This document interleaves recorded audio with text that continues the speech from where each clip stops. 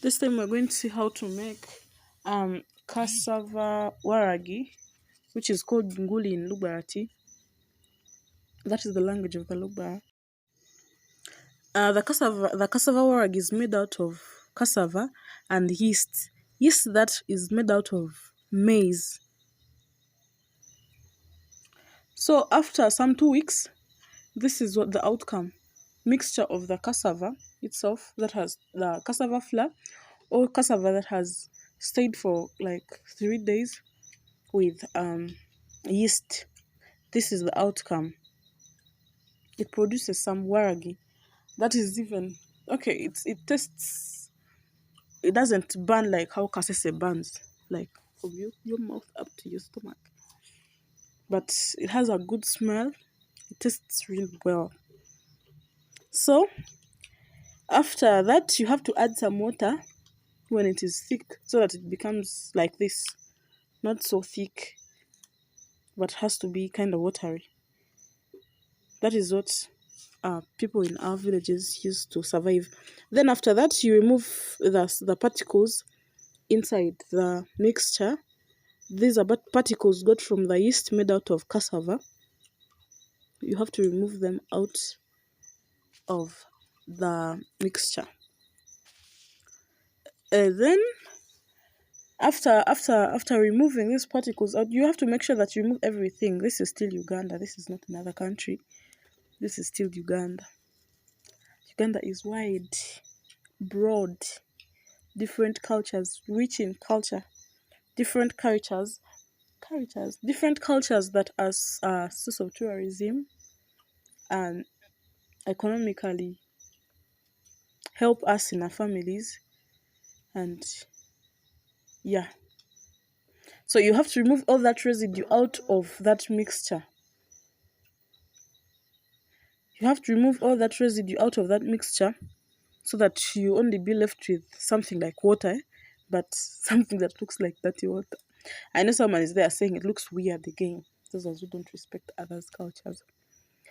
Then, after making sure you've removed everything, you have to clean your utensils that you're going to use for pouring this. You need a pot. You need saucepans like those. Then you have to pour that into the saucepan if you're not using a pot. You ever use this saucepan, or a pot. So if you're using a pot, you pour that. If you're using a saucepan, you pour that inside there. When you've made fire. So make sure the fire burns well. Make sure it doesn't stop burning.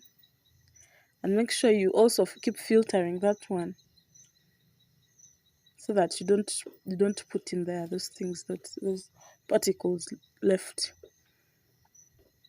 Then after that is how it looks like inside there. After you put this saucepan has a hole. The hole is where this hole is where the pot where the warag is going to get collected is going to be put, because this warag is got from the steam that comes out of that other mixture that is boiling there. It is just the steam.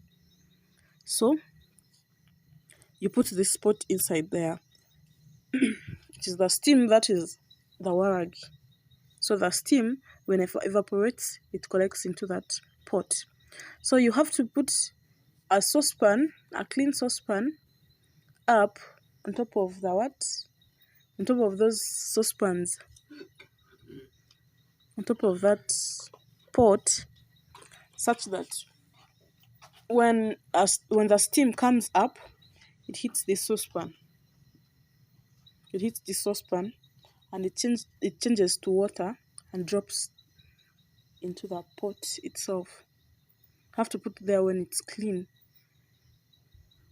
and dry. So you put it there. Then after putting it on top of this saucepan, you make sure you've put it well, it is balancing well. You mix soil with water. You mix soil with water, which will act as your glue. But before that, you have to pour water into the saucepan. such that when the heat comes, I mean the steam comes from down, it hits the saucepan up. When it hits the saucepan, it changes into water. It changes into the waragi itself. And you have to change this water severally, often like three to four times. When you've changed the water like 3 to 4 times, you're going to get a full pot of the waragi. This water is not used for drinking, but mostly we use it for showering. That is the water from, that water is fetched from the well, I mean the